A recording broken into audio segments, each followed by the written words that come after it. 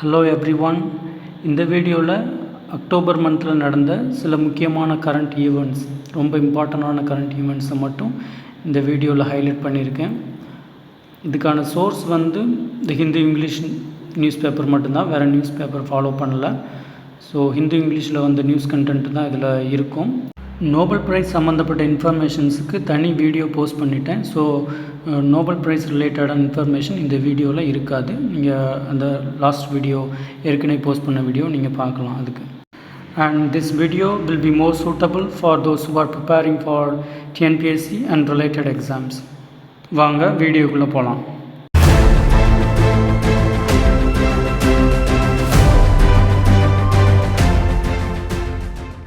Welcome to my channel brickless academy. இந்த video பிடிச்சிருந்தா like பண்ணுங்கள், ஷேர் அண்ட் கமெண்ட் பண்ணுங்கள், and do consider to subscribe the channel as well.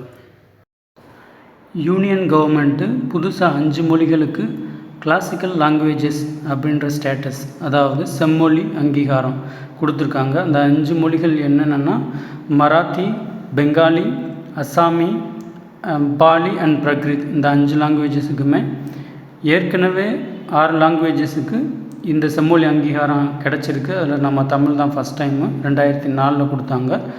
அதுக்கப்புறம் சான்ஸ்கிரிட் 2005, தெலுங்கு 2008, கன்னடா 2008, மலையாளம் 2013, ஒடிசாவில் பேசக்கூடிய ஒடியா 2014 இந்த செம்மொழி அங்கீகாரம் கிடச்சிது. இந்த 11 லாங்குவேஜஸுமே ஞாபகம் வச்சுக்கோங்க.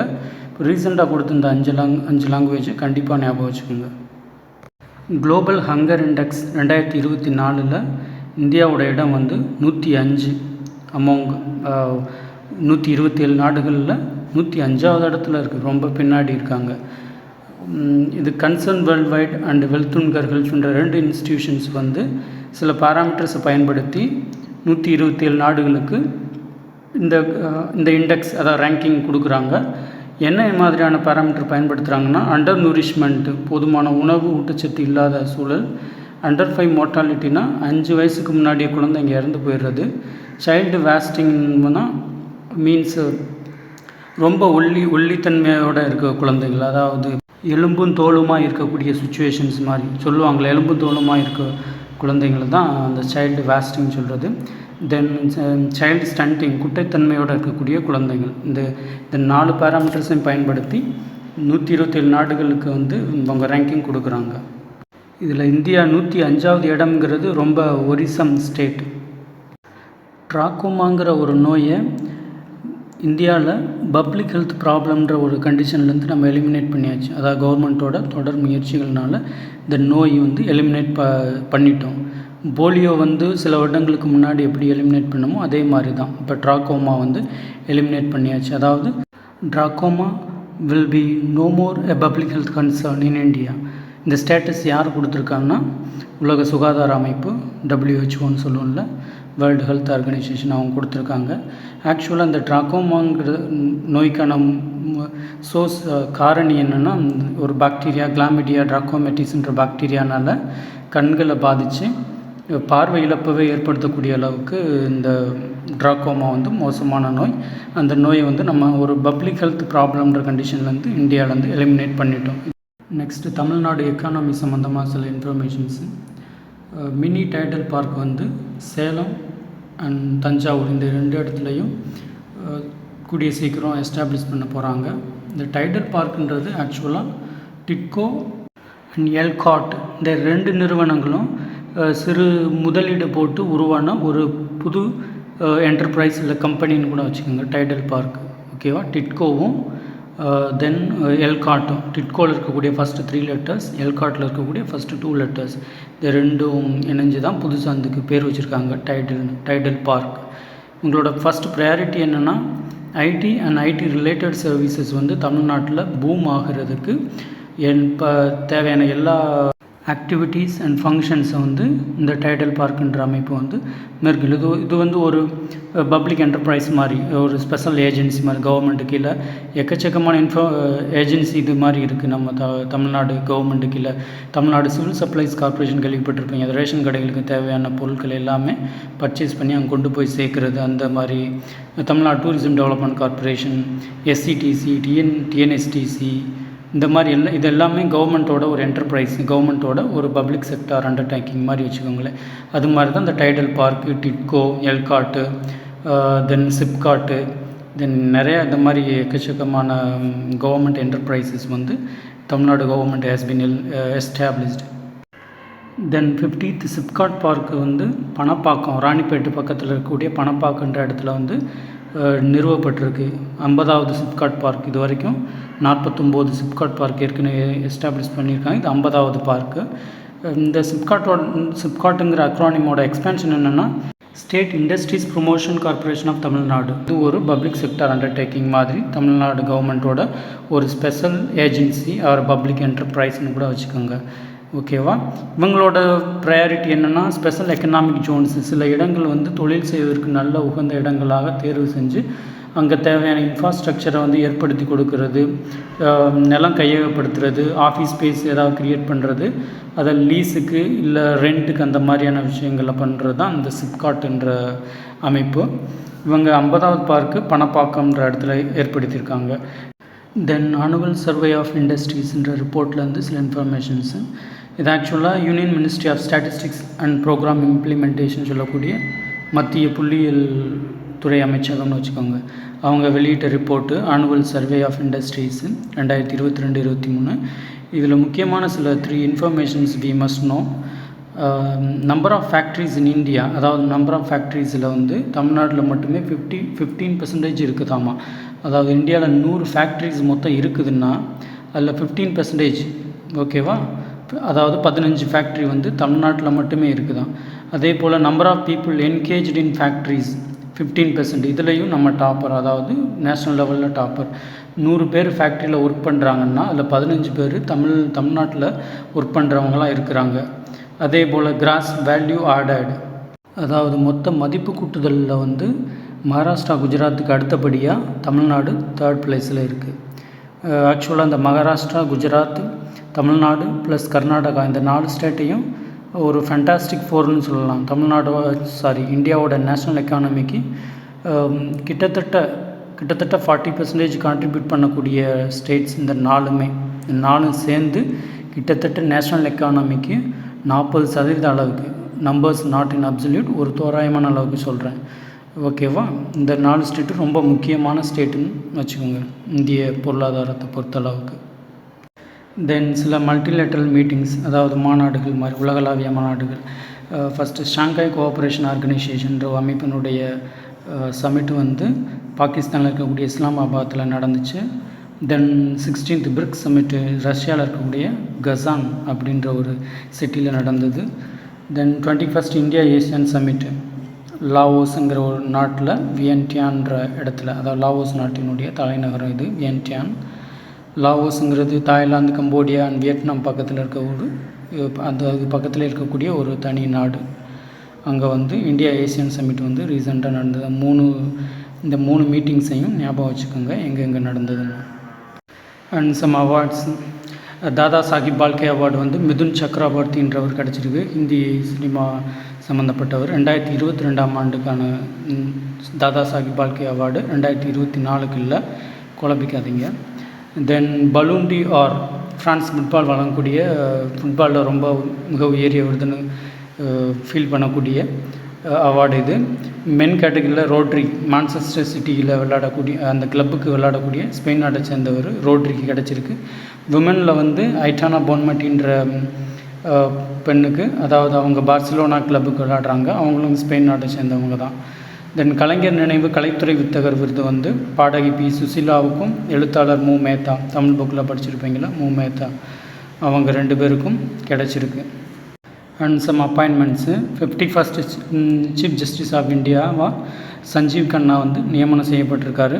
தமிழ்நாட்டோட எஸ்சி/எஸ்டி கமிஷன் அதனுடைய சேர்மனாக வந்து எஸ் தமிழ்வாணன், இவர் வந்து ஃபார்மர் மெட்ராஸ் ஹைகோர்ட் ஜட்ஜுன்னு நினைக்கிறேன், possibly if I'm not wrong. Then National Commission for விமன்ங்கிற அமைப்புக்கு வந்து விஜயா கே ரஹாத்கர்ன்றவங்க வந்து நியமனம் செய்யப்பட்டிருக்காங்க. அதெல்லாம் ஞாபகம் வச்சுக்கோங்க. And some committees. அது ராதாகிருஷ்ணன் கமிட்டி, ஃபார்மர் இஸ்ரோ சேர்மனாக இருந்தவர், நீட் சம்மந்தமாக பல முறைகேடுகள் இப்போ சமீபத்தில் நம்ம பார்த்தோம். அதனால் நீட் எக்ஸாமை ஓவர்ஹால் பண்ணுறதுக்கு, அதாவது மறுசீரமைப்பு ரிஃபார்ம் பண்ணுற மாதிரி வச்சுக்கோங்க. And other national entrance exam, national லெவலில் நடக்கக்கூடிய என்ட்ரன்ஸ் எக்ஸாமினேஷனை வந்து ஒரு சரியான வழியில் கொண்டு போகிறதுக்கான ஒரு நல்ல ரெக்கமெண்டேஷன் வேணும்ன்றக்காக இந்த கமிட்டி வந்து ஃபார்ம் பண்ணப்பட்டது. K Radhakrishnan committee. And Thiruppugazh committee Chennai flood disaster நடந்ததில் அதுக்கப்புறம் நியமனம் செய்யப்பட்டது. The Thiruppugazh committee for the Chennai flood disaster mitigation and management. இந்த திருப்புகழ்ன்றவர் யாருன்னா, ஆல்ரெடி நம்ம தமிழ்நாட்டோட former chief secretary mister Iraianbu இருந்தாங்கள்ல, அவரோட அண்ணன் தான் அவங்க திருப்புகழ்ன்றவர். இவங்க குஜராத்தில் வந்து ஐஏஎஸ் ஆஃபீஸராக ஒர்க் பண்ணவர் இந்த மிஸ்டர் திருப்புகழ். அப்புறம் சயின்ஸ் அண்ட் டெக் ரிலேட்டடாக டூ இன்ஃபர்மேஷன்ஸ். நேஷ்னல் ஆயுர்வேதா டே, அதாவது தன்வந்திரின்னு படிச்சிருப்பீங்களா, அவரோட நினைவாக தன்வந்திரி ஜெயந்தி கொண்டாடப்படுது 29th அக்டோபர். அதை வந்து நேஷ்னல் ஆயுர்வேதா டேவாக சொல்கிறாங்க. தீம் என்னென்னா Ayurveda innovation for global health. Dhanvantari Jayanti 29th October. இந்தியாவோட யூபிஐ பேமெண்ட் சிஸ்டம் இருக்குல்ல, மொபைல் மூலமாக நம்ம பேமெண்ட் பண்ணிக்கிறோம்ல, Airtel UPI, Paytm, PhonePe, Google Pay, இந்த மாதிரியான யூபிஐ பேமெண்ட் சிஸ்டம் வந்து மால்தீவ்ஸ், நமக்கு பக்கத்து கண்ட்ரி மால்தீவ்ஸும் வந்து அந்த அடாப்ட் பண்ணுறதா சொல்லியிருக்காங்க. அவங்க நாட்டில் இதே சிஸ்டத்தை வந்து இன்ட்ரடியூஸ் பண்ண போகிறாங்களாமா யூபிஐ. தென் சில ஸ்கீம்ஸு, இந்த prime minister internship scheme in top companies. அதாவது இப்போ டிகிரி முடித்து வர்றவங்களாம் வேலை செய்கிற அளவுக்கான கெப்பாசிட்டி இல்லை, ஸ்கில் வந்து கேப்பாக இருக்குன்றது பெரிய குற்றச்சாட்டுன்னு இருக்குது. அதாவது எம்ப்ளாயபிலிட்டி வந்து ரொம்ப குறைஞ்சிருக்கு இப்போ வர கிராஜுவேட்டுக்கிட்ட. அதை வந்து சார்ட் அவுட் பண்ணுறதுக்காகவே இந்த ஸ்கீம் வந்து கொண்டு வந்திருக்காங்க. 21 to 24 இயர்ஸ் இருக்கக்கூடிய யூத்ஸ் வந்து இதில் என்ரோல் பண்ணலாம். இவங்களுக்கு என்ன பண்ணுவாங்கன்னா, private industry and public companies, எல்லா பப்ளிக் அண்ட் ப்ரைவேட் கம்பெனிஸில் வந்து இன்டர்ன்ஷிப் ப்ரோக்ராம் வந்து ப்ரொவைட் பண்ணி இவங்களோட எம்ப்ளாயபிலிட்டியை வந்து கொஞ்சம் அதிகரிக்க செய்கிறதுக்காக இந்த ஸ்கீம் வந்து கொண்டு வந்திருக்காங்க. தென் ப்ரைம் மினிஸ்டர் முத்ரா யோஜனா. அதாவது முத்ரா யோஜனா வந்து அதாவது ப்ரைமரி டார்கெட் என்னென்னா, எம்எஸ்எம்இ செக்டரை வந்து மேம்படுத்துறது, அவங்களுக்கு தேவையான லோன்ஸ் ப்ரொவைட் பண்ணுறது, கிரெடிட் கேரண்டிலாம் கொடுக்குற மாதிரியான அதை டார்கெட் பண்ண ஸ்கீமு தான் இந்த முத்ரா யோஜனா. இது நாள் வரைக்கும் 10 lakhs தான் இதனுடைய மேக்ஸிமம் லிமிட்டாக இருந்தது. இப்போது வந்து அதை 20 lakhs இன்க்ரீஸ் பண்ணியிருக்காங்க. ஸோ 20 லட்சம் வரைக்கும் இனிமேல் வந்து இந்த மைக்ரோ அண்ட் ஸ்மால் யூனிட்ஸ்ன்னு சொல்லக்கூடிய எம்எஸ்எம்இஸ் 20 லட்சம் வரைக்கும் கடன் பெற முடியும். தென் இந்த ப்ரைம் மினிஸ்டர் ஜன் ஆரோக்கிய யோஜனா, ஆயுஷ்மான் பாரத்னு சொல்லுவாங்க. இந்த திட்டத்தில் ஒரு நியூ காம்போனண்ட்டு கொண்டு வந்திருக்காங்க. அதாவது 70 வயசு அதுக்கு மேற்பட்டவங்களுக்கு free treatment up to 5 lakh கொடுக்கறதுக்கு, ஓகேங்களா, irrespective of their economic conditions. அதாவது அவங்களோட ஆண்டு வருமானத்தெல்லாம் எதுவும் கணக்கில் வச்சுக்க மாட்டாங்க. ஜஸ்ட்டு 70 years and above இருக்காங்களா, யாராக இருந்தாலும், இந்திய குடிமக்கள் யாராக இருந்தாலும் இந்த ஸ்கீமில் ஜாயின் பண்ணி பெனிஃபிட் அடையலாம். அதுதான் இந்த நியூ காம்போனண்ட்டோட குறிக்கோள். இவங்களுக்கு ஆயுஷ்மான் வந்தனா கார்டுன்ற ஒரு தனி கார்டு இஷ்யூ பண்ணி they can get medical benefits under the scheme. Then Tamil Nadu ஸ்பெசிஃபிக்கான சில இன்ஃபர்மேஷன். டிஎன் எலக்ட்ரோட் ஸ்ட்ரென்த், அதாவது தமிழ்நாட்டில் இருக்கக்கூடிய வாக்காளர்களுடைய எண்ணிக்கை 6.27 crore இன்க்ரீஸ் ஆகிருக்கு இப்போதைக்கு கரண்ட்டில். அதாவது 6.27 கோடி பேர் வந்து வாக்களிக்க தகுதியான நபர்களாக தமிழ்நாட்டில் இருக்காங்க. தென் நம்பர் ஆஃப் ஓட்டர்ஸ் அடிப்படையில் வந்து சென்னைக்கு பக்கத்தில் இருக்கக்கூடிய சோழிங்கநல்லூர் கான்ஸ்டியூன்சி, அதாவது அது செங்கல்பட்டு மாவட்டத்தில் வரும். இந்த சட்டமன்ற தொகுதி தான் தமிழ்நாட்டில் மிகப்பெரிய சட்டமன்ற தொகுதி. 6.7 லட்சம் வாக்காளர்கள் இங்கே இருக்காங்க. அதே போல் கீழ்வேலூருங்கிற நாகப்பட்டினம் மாவட்டத்தில் இருக்கக்கூடிய கான்ஸ்டியூன்சி தான் ஸ்மால் இருக்கிறதுலே சிறிய சட்டமன்ற தொகுதி. அதாவது வாக்காளர் எண்ணிக்கை அடிப்படையில் ஜஸ்ட் 1.7 lakh தான் அங்கே இருக்காங்களாமா. இந்த இன்ஃபர்மேஷன் ஞாபகம் வச்சுக்கோங்க. தென் ஹீட் வேவ் வந்து ஸ்டேட் ஸ்பெசிஃபிக் டிசாஸ்டராக வந்து தமிழ்நாடு கவர்மெண்ட் அறிவிச்சிருக்காங்க. ஹீட் வேவ் வந்து ஸ்டேட் ஸ்பெசிஃபிக் டிசாஸ்டராக டிஎன் கவர்மெண்ட் அனௌன்ஸ் பண்ணியாச்சு. Then heat wave mitigation strategy beating the ஹீட்ன்ற ஒரு ரிப்போர்ட் வந்து தமிழ்நாட்டினுடைய planning commission, state planning commission வந்து வெளியிட்டிருக்காங்க. சரியா, இந்த ரிப்போர்ட் யார் வெளியிட்டதுன்னா ஸ்டேட் பிளானிங் கமிஷன். இப்படி ஒரு கமிஷன் இருக்குது. எக்ஸாம் ப்ரிப்பரேஷன் பண்ணுற ஆஸ்பிரண்ட்டுக்கும் கவர்மெண்ட்டில் ஒர்க் பண்ணுறவங்களுக்கும் தான் தெரியும்னு நினைக்கிறேன் அநேகமாக. Heat wave mitigation strategy by SPCTN. Then TN oil spill contingency plan, அது வந்து தமிழ்நாட்டினுடைய ஸ்டேட் டிசாஸ்டர் மேனேஜ்மெண்ட் அத்தாரிட்டி அவங்க வந்து வெளியிட்டிருக்காங்க. அண்ட் பேராசிரியர் அன்பழகன் ஸ்கூல் டெவலப்மெண்ட் ஸ்கீம், அதாவது தமிழ்நாட்டுடைய கவர்மெண்ட் ஸ்கூல்ஸில் இன்ஃப்ராஸ்ட்ரக்சரை வந்து இம்ப்ரூவ் பண்ணுறதுக்காக அங்கே தேவையான கிளாஸ் ரூம்ஸு, ஸ்மார்ட் போர்ட்ஸு, இல்லை digital equipments, computers, labs, some other things, என்ன இன்ஃப்ராஸ்ட்ரக்சர் தேவையோ, டாய்லெட் இன்க்ளூடிங் டாய்லெட் ஃபெசிலிட்டிஸ், இந்த மாதிரி உள்கட்டமைப்பை மேம்படுத்தக்கூடியதை நோக்கமாக கொண்டது தான் இந்த ஸ்கீமு. நெக்ஸ்ட் 5 இயர்ஸில் வந்து 7500 கோடி அளவுக்கு இந்த ஸ்கீமுக்காக செலவழிக்க போகிறாங்களாமா. இதில் நபார்டு வங்கி கேள்விப்பட்டிருப்பாங்களா, அவங்களுடைய பங்களிப்பு 85%, டிஎன் கவர்மெண்ட்லேருந்து 15%, 15 பங்கும் போட்டு இந்த ஸ்கீமை வந்து இம்ப்ளிமெண்ட் பண்ண போகிறாங்க. நபார்டுக்கிட்டேருந்து மோஸ்ட்லி லோனாக வந்து வாங்குவாங்க தமிழ்நாடு கவர்மெண்ட்டு. சரியா? Then TN corporation for development of women, இது ஒரு பப்ளிக் செக்டர் அண்டர்டேக்கிங் மாதிரி, என்டர்பிரைஸ் மாதிரி. ஓகேவா? இவங்க வந்து டிஎன் ரைஸ்ன்ற ஸ்கீமை வந்து இம்ப்ளிமெண்ட் பண்ணுறாங்க. அதாவது Tamil Nadu rural incubator and start up enabler, அதாவது ரூரல் ரீஜனில் பெரிய அளவுக்கு தொழில் முனைவோர்களை உருவாக்குறத நோக்கமாக கொண்டது தான் இந்த ஸ்கீமு. அதே போல் இந்த கார்பரேஷனையும் நீங்கள் ஞாபகம் வச்சுக்கணும். TN corporation for development of women முக்கியமான ஒரு கார்பரேஷன், உமன் டெவலப்மெண்ட்டுக்காக வேலைகள் செய்யக்கூடியது. இந்த ஸ்கீம் ஆக்சுவலாக வேர்ல்டு பேங்க்லேருந்து சில ஃபினான்ஷியல் அசிஸ்டன்ஸ் மூலமாக வந்து செயல்படுத்தப்படுது, அதையும் ஞாபகம் வச்சுக்கோங்க. தென் நேஷ்னல் ஸ்பெசிஃபிக்கான சில informations, article 142 of the Indian constitution சம்மந்தமாக ஒரு இன்சிடெண்ட் நடந்தது. ஆக்சுவலாக இங்கே என்ன ஆச்சுன்னா, அதுல்குமார்ன்ற ஒரு ஸ்டூடெண்ட் வந்து ஐஐடி போகிறதுக்கான என்ட்ரன்ஸ் எக்ஸாமினேஷன் எழுதி பாஸ் பண்ணி ஐஐடி தன்பாதில் வந்து பிடெக் எலக்ட்ரிக்கல் இன்ஜினியரிங் சூஸ் பண்ணியிருந்தார். ஐஐடி தன்பாத் ஆக்சுவலாக ஜார்க்கண்ட் மாநிலத்தில் இருக்குது.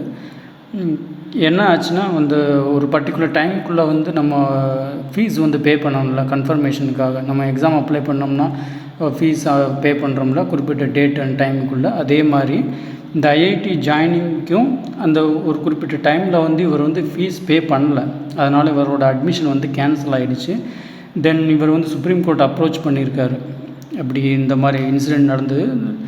இவர் வந்து தான் ஒரு ஷெட்யூல்டு கம்யூனிட்டியை சேர்ந்தவர், ஒரு ஏழ்மை நிலையில் இருக்கிறதுனால என்னால் ஒரு பர்டிகுலர் அந்த டைமுக்குள்ளே நான் வந்து ஃபீஸ் பே பண்ண முடியலை அப்படின்னு முறையிட்டு சுப்ரீம் கோர்ட்டை வந்து அப்ரோச் பண்ணார். சுப்ரீம் கோர்ட் வந்து ஐஐடிகிட்ட வந்து நீங்கள் இந்த ஸ்டூடெண்ட் அட்மிஷன் பண்ணிக்கணும் அப்படின்னு சொல்லி ஆர்டர் போட்டுருச்சு.